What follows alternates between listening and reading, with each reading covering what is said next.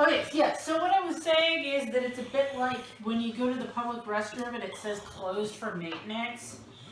Because this is a bit of a long process. Like, I only have to do this once every 3 weeks, but, you know, inevitably somebody wants to use the litter box while I'm doing it, and if I don't provide them with an alternative, they will have an accident. So that's why this is one of their old litter boxes that I just stuck out there.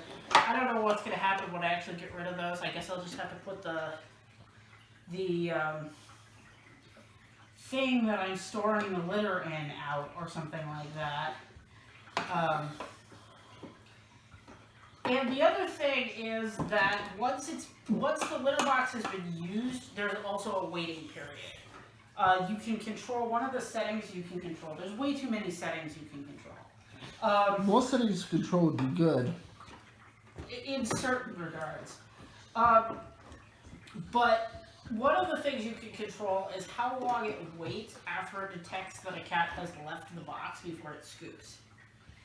And I believe the range is from 10 minutes to 90 minutes. And I originally had it at like 15 minutes or half an hour. Just like, they recommend like a somewhat longer time so that you can be sure that the poop is fully solidified.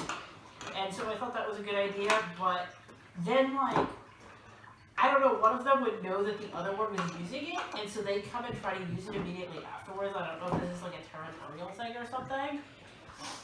And then they get pissed because there would still be poop in it. I don't know why, since with previous litter boxes, there would always be poop in it.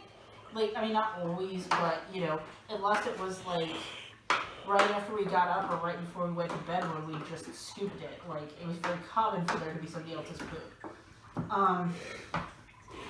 So sometimes we have somebody who protests outside because they're upset that the litter box hasn't scooped yet when they want to go. That seems to be getting less common. Like, maybe they're getting used to how it works.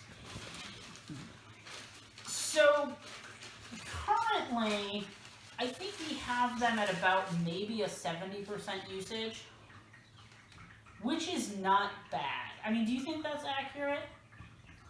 70%? I'd say 60 or 65. Oh. Yeah, maybe 65%. But I mean, like... It's hard to tell. I don't clean the litter box.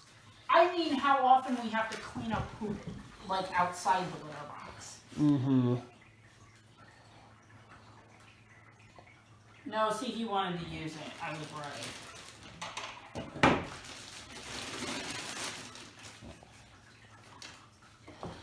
Oh, is that nostalgic kitty? So yeah, you want to make sure that you have like some little temporary litter box thing that you can put out for them to use while you clean it. Because, oh my god!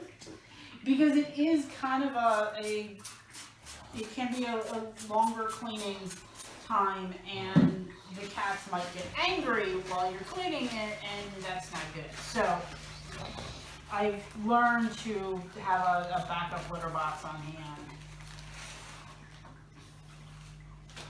So this can be, you know, all of this like spraying and scraping out poop and everything.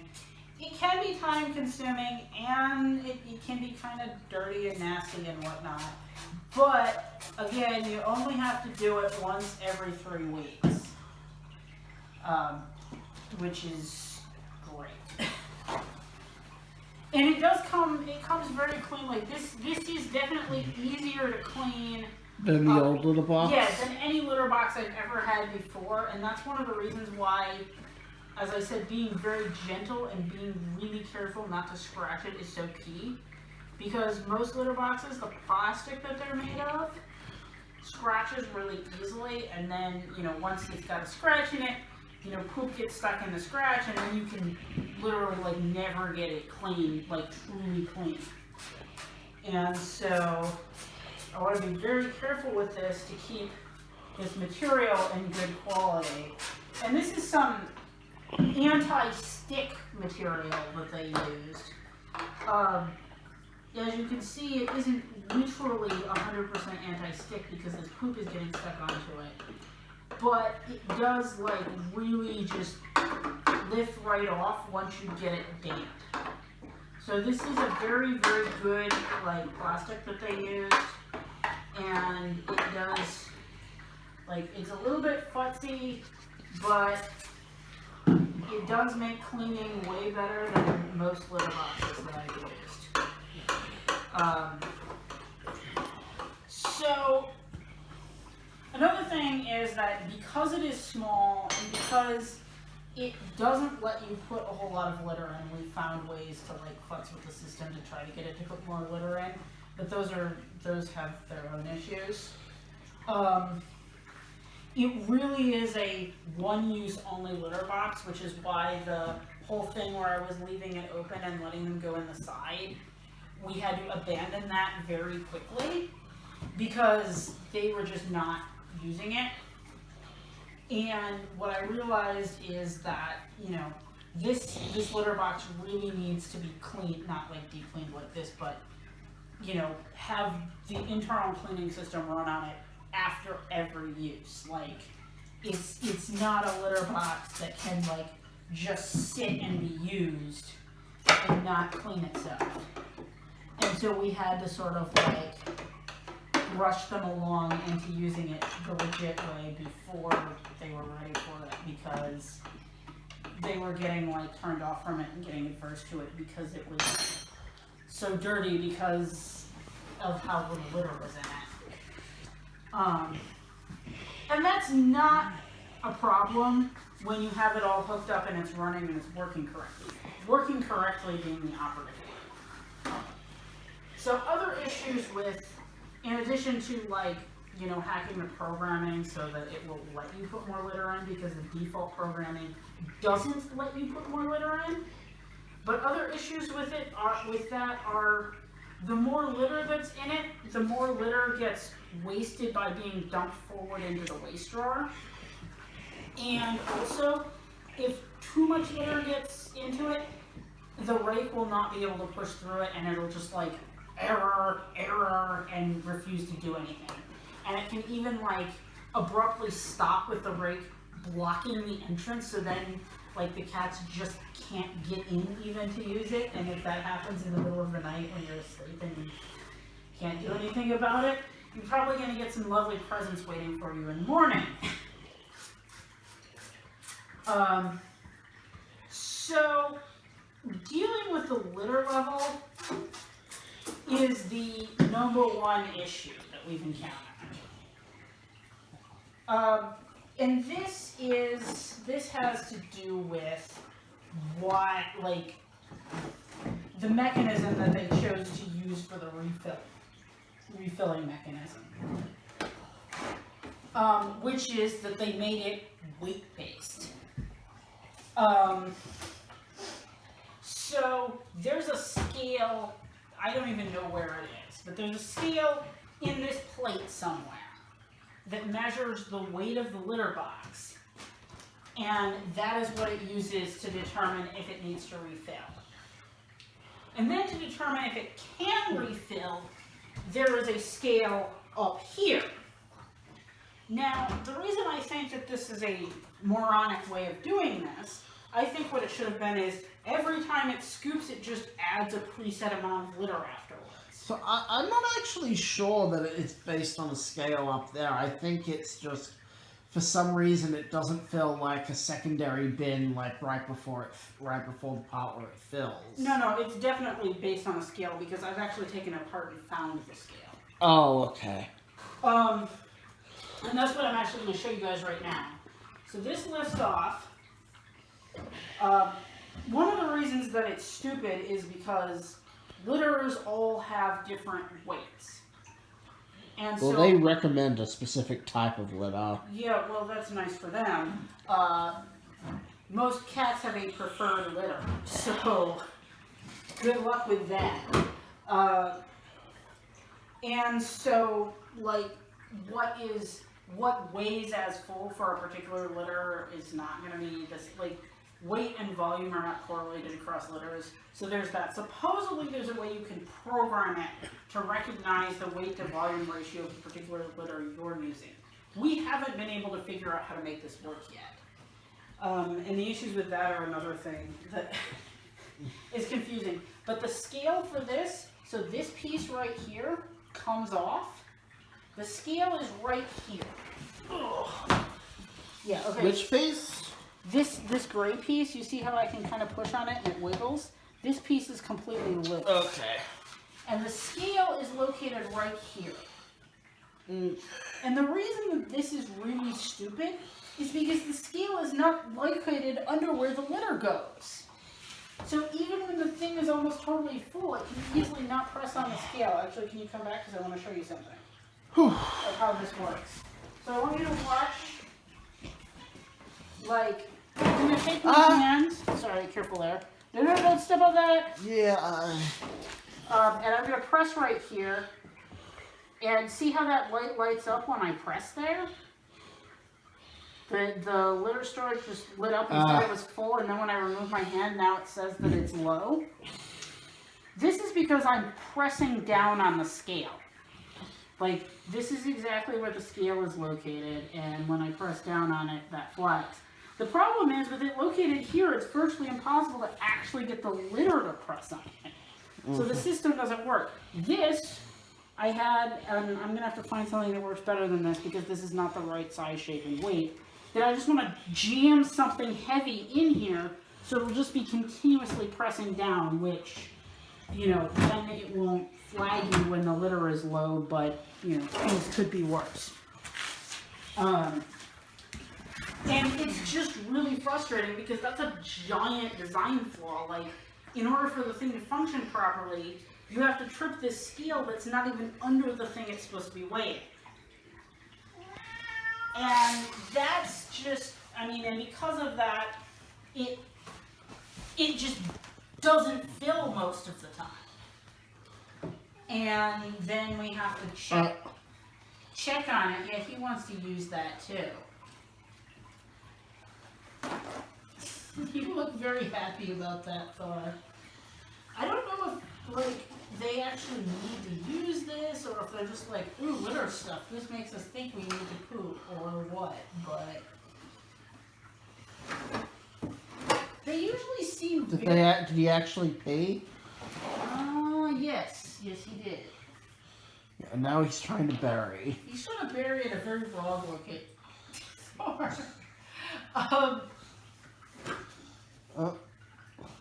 He's still burying in the horns. Maybe he's burying Loki's poop. Because he peed right at the edge, which is, that was one of the reasons I wanted to get this, because they used to have this issue where they'd like sit on the edge of it and like pee right at the edge, which was hard to clean, and also they frequently miss. Alright, so now we're going to put this back. This just slots in here. Hopefully you don't knock that thing at the back. Yeah, I know. We broke one of the like rubber seal guides. I think it still works fine, but The point is, if those rubber seals come off, they're very hard to get back on. also then the cats can pee down between the wall and the litter box, and the entire operation becomes useless. So then we just put this back in here. Or we try to put it back in here. I can't see very well. The lighting in here isn't so great. There we go. I was over a little bit too far. And you just click that back into place. And you do this. That's the knob? Yeah, you turn the knob back in. And then your litter box is clean, but it is empty. And then we get the next big problem, which is getting it full again. Mm-hmm. Because the fullness detections are a huge problem. One fills it up too much, the other doesn't fill it up enough. Well, it has two settings. Yeah, that's a problem. Not that, but This should get cleaned too.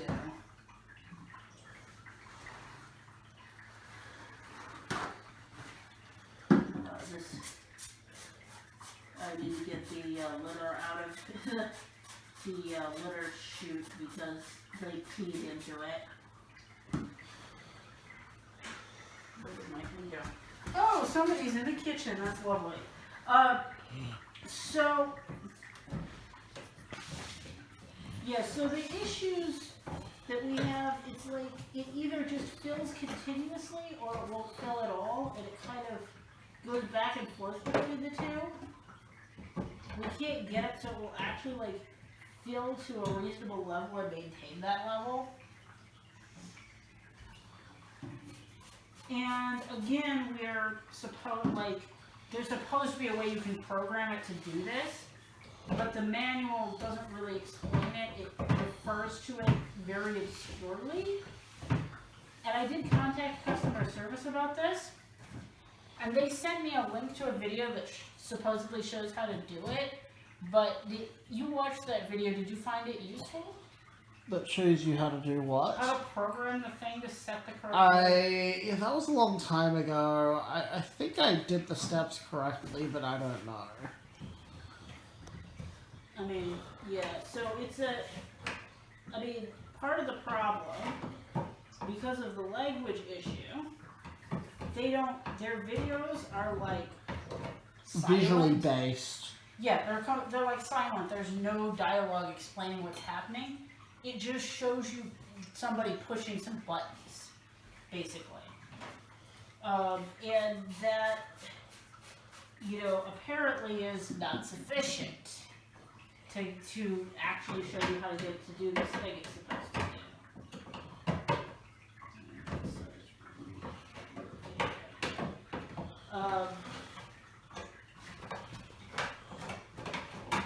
So the other thing that drives me nuts about this video. So basically, you contact customer service and what they do is send you a link to a YouTube video. And then I had this thought, I'm like, oh good, they have a YouTube channel with how-to videos. I should watch all of them. And then I found that the videos are all unlisted, so you can't watch them. Unless you get a link to them. Unless they send you a link. I don't understand. It's like, do they have somebody that they need to create a job for? Or why would you have customer service where basically what customer service does is mail people links to YouTube videos? When you could just have the YouTube videos be public and then... Send the link once. Yeah, well, no, I just mean have public videos, so if somebody had a Lavviebot, they could search for Lavviebot, like, troubleshooting or something, and find the videos, and then find the particular video they needed. For all we know, they've made it public now. Maybe I should go back and check.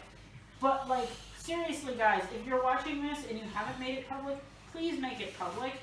Like, it's going to make your job easier because a lot of people who are contacting you for customer service probably won't, because you'll just be able to watch your videos and get it fixed. So that was really, really irritating to me, that they apparently have how-to videos, but you can't access them. So I'm just now, like, unfortunately there was a little bit of loose litter in the litter box, and then because I had to spray water to clean this thing, all of the litter got wet, so I now have to remove it all, because if you have wet litter in it, when you start refilling it, everything will just stick. The other thing is, the app is ridiculous. Like, the app is so unnecessarily complicated that I don't even understand. So the way you do it is, on the app you have 3 separate things you have to program in. No, 4 separate things you have to program in. Users, which are humans who can, do stuff with the app. Cats, Which are also users. Right. Yeah, so you have users, you have cats, you have devices, which is like, this is the device. And then you have locations, like your house is the location. So if you have a house, and then you have multiple Lavviebots in the house, and multiple cats, and multiple people who are using the app, you can program this all in. Why you would have multiple locations, I don't know if you have multiple houses. Maybe if it's rooms? And maybe... I mean, I think maybe they have a bunch of other devices that... They don't yet. Maybe they're trying to front load for these other devices. That's true. They're trying to make a comprehensive... I forget the word, but a comprehensive, like, I guess, user interface. Yeah, which in some ways is good, but on the other hand, this app is way too complicated for what it needs to do for the Lavviebot, and that's their first product. So it's really overwhelming for that, and it's a lot of extra work for the very minimal things like that I want it to do. Ooh, that's not good. Yeah, that was a mess. That should not have been there. You know, one of the things is that the app is supposed to send alerts to your phone when the litter storage is empty and when the waste tray is full, so that you know when you need to take care of that. And we can't make the app do it. It like refuses to send alerts to my phone. Now, given the fact that we're not able to make those work properly, maybe it's a good thing it's not doing that. So here I've really overfilled it. It's not even going to close properly. And it's finally signaling that it's full. Because there's so much litter that it's actually like overflowing and pressing down on this now. But that's a major problem. Like, it shouldn't need to be that, and see, it won't actually even close now. Like it won't go flat. You shouldn't need to overfill it that much to get it to like flag that there's actually litter in there. And as soon as it adds litter, it'll say it's empty again because it won't be pressing down on the scale. But yeah, so we can't make the app send alerts to the phone, and we can't make these scale weight things operate. And now we have this problem with the door that we're going to have to fix after this. It's kind of a pain to clean, but you only have to do it once every 3 weeks. If you add the time you spend cleaning it once every 3 weeks versus like the time you spend scooping every day, and then like doing at least once every day, doing a deep clean like every like 2 to 4 weeks, depending on how your litter box system works, you're still investing way less time in this thing. And of course, you know, randomly, every so often it goes shitsy and like either will become empty because it won't add litter, or it'll just add so much litter that it overflows and goes crazy. And then, of course, the cats get angry and refuse to use it, and they poop all over the house, and we have to like do this massive intervention where we fix it. That's not supposed to happen. Hopefully we can figure out how to make that stop happening. I still feel at like roughly $1,000 price point, this was a good investment.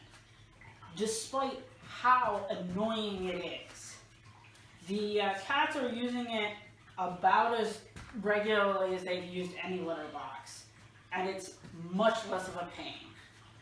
Even with all the problems. The only thing is it makes me angry because it could have been so much better.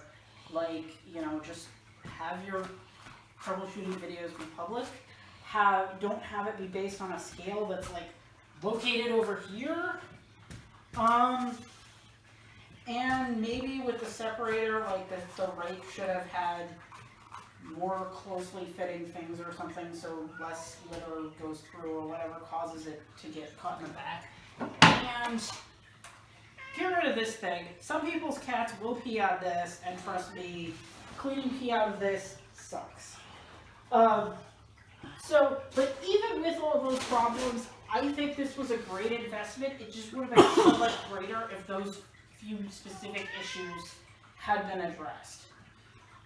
So we're gonna go try to fix this door now, and so you've seen this is what we do to clean the Lavviebot as efficiently as possible. That we know of. Yeah, this is our method to make it more efficient and to like save as much of the litter as possible, so that it's not just like massively burning through litter.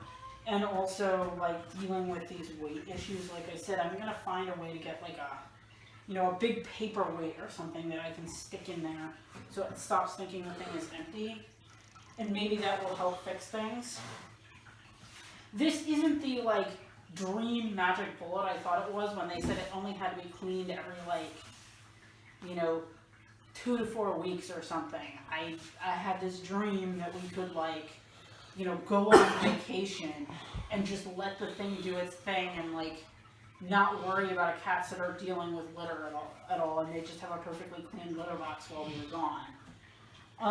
At least right now, it's still too temperamental for that. I don't know if we're going to be able to get it to that point because, like, it does go up a ton in the waste drawer, and the pet sitter would have to know to, like, even at the bare minimum, to dump the waste drawer into the sieve and empty the sieve and then put the litter back in. Like, it's more complicated than I would like it to be for us to, like, have a pet sitter. But again, at least like for everyday life, it works great. I don't know, it doesn't work great, but it's so much better than being on this schedule where it's like, oh, you slept in, well, look what I have waiting for you now, sort of thing. So, yeah, I would say I would give this, like a 7.5 out of 10, maybe?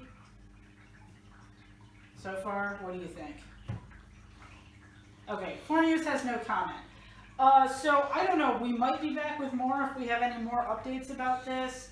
Like, if we manage to fix any of these problems or we find out more stuff about how the app works.